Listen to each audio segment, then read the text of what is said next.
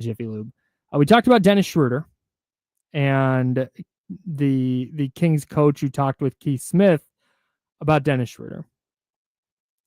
Then there's a front office executive talking about Keegan Murray's possible extension.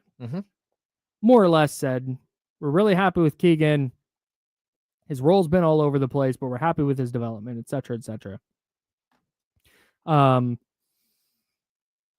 Keegan and his reps know how we feel about him. We're hopeful that we can get something done that keeps him in Sacramento for a long time. Okay, great. I don't hate anything there. His role has changed. Apparently, they're happy with his development. I think I'm done with the Keegan Murray development conversation. We know what he has to do. We know there might be things that make that prohibitive with the style of player around him. And that's it. I don't with Keegan Murray, I like him as a player, but if everything we said last year is true, and if what this executive is saying is true, he's had a tough role every year. As a rookie, we asked him to shoot a lot more. Last year, he was often the fourth or fifth option. Guess what? He's going to be the fourth or fifth option again. He is. And probably again the year after that. Maybe third or fourth the year after that. Yeah, the problem is that I just don't think you have an ability to stop some of the players from being who they are. Yeah. The idea here isn't that, that DeMar DeRozan is doing anything wrong. He's doing exactly what you paid him to do. Yep. 1000%. And so the problem is that if you want Keegan Murray to have more shots or to develop in a different way, then it's upon the team. Sure, he can shoot more. He can try to shoot more. But realistically, it's upon the team to get a player that plays opposite him that is just a different style of player. And a player that shoots, 10 to 12 times a game, not 17 times a game, and then another, 5 trips to the free throw line. So this is where when I say I'm sick of the Keegan Murray conversation, this is why. Yeah, because it can't change. It's not going to change. I like Keegan Murray. This is the role he's going to be. For me to get on the radio and go, he needs to shoot it this many. Like, he'll do that half a dozen times a year where he has a huge game and shoots it 20 plus times, 18 plus times, whatever it is. And outside of that, he's going to be a tertiary 3-and-D role player. Yeah. That's what I got. And I think that this front office executive kind of confirms that when he said he's played a different role every year. Last year, he's a fourth or fifth option. Like, cool, and he's going to be in the same team. So, Keegan Murray's an awesome 3-and-D wing right now. Yeah, we were talking about Nick Clifford last night on the pod, and it was Kings Beat podcast. Yeah, it was a funny conversation because it's like, well, who's going to be the backup 4? If it's not Isaac Jones, then who's your backup 4? If it's not Dario Saric, who's your backup 4? And, the point was made, well, you could try to use Nick Clifford, just go small and use him over there too. And it's like, well, that's not really fair to take a young player and ask him to play a role that he's not really comfortable with. It's like, and my point was, they've done that the last 2 seasons to Keegan Murray. That's a great point. Like, hey, just shut up and play the power. We've got no one else. No one else is coming in that door. Like, I think, and I know this is semantics and it's separate from what you're saying because you're right. It hasn't mattered to the Kings, but I also don't think Nate Clifford can probably play the 4. Oh, I agree. He's 6'5" and a half. He's undersized. I mean, 6'7" with shoes, close to 6'7" with shoes. So I'm with you. But it also might not matter. He might just be one of their 5 best dudes that they got to get on the court at certain points. Yeah, we won't know until we see him play. But I also look, everything we think about Keegan Murray is going to be the exact same thing that Nick Clifford is going to deal with in his rookie season. Like, he is going to get minutes or not get minutes depending on what DeMar DeRozan is doing in the game, whether he's holding his own defensively, whether he's hitting his jump shot. Like, if DeMar DeRozan is on fire, like, Nick Clifford is going to play limited minutes. If DeMar DeRozan isn't on fire, he's not going to. And then when we get to the end of the game, we all know what's going to happen. Last 4 minutes of the game, DeMar DeRozan is going to be in the game, and Nick Clifford probably is not.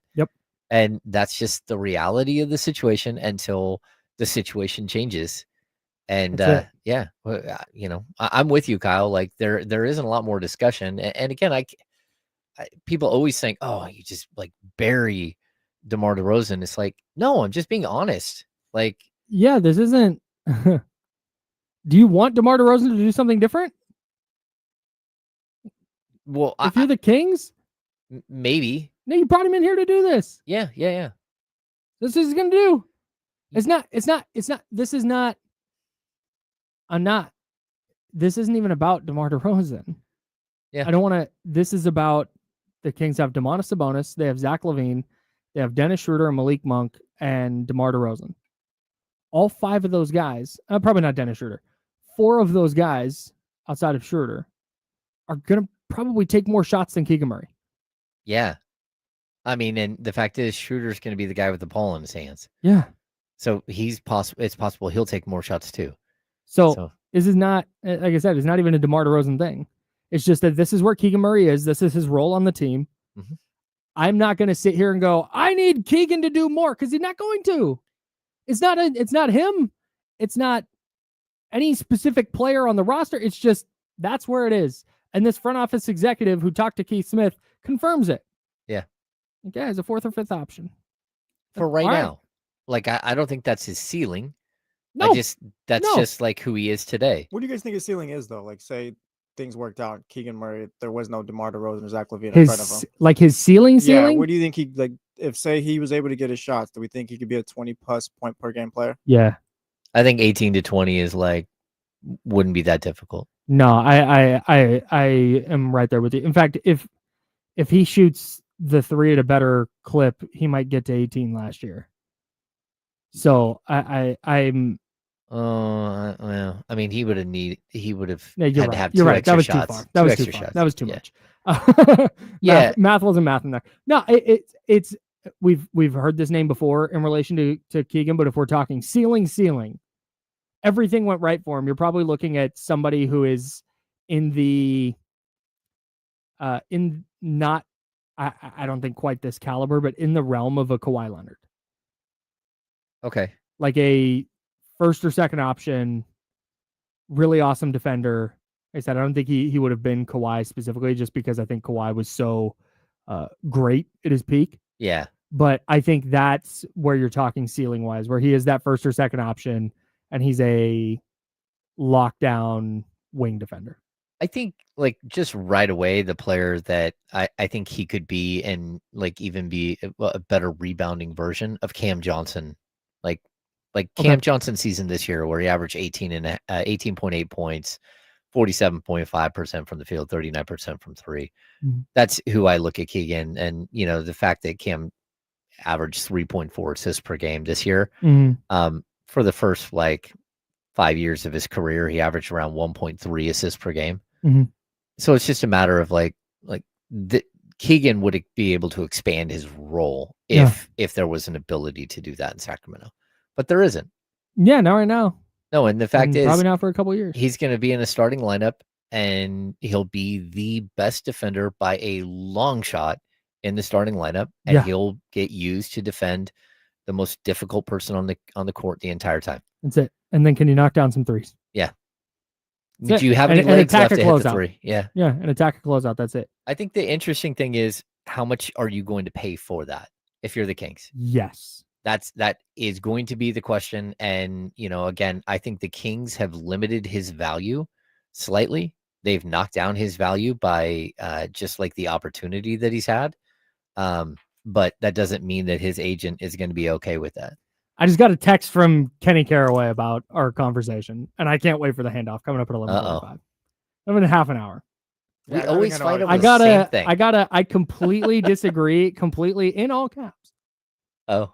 Yeah. He's talking to you, by the way. He's talking to me. Yeah, he's talking to you. Yeah, because I didn't get that text. That's crazy.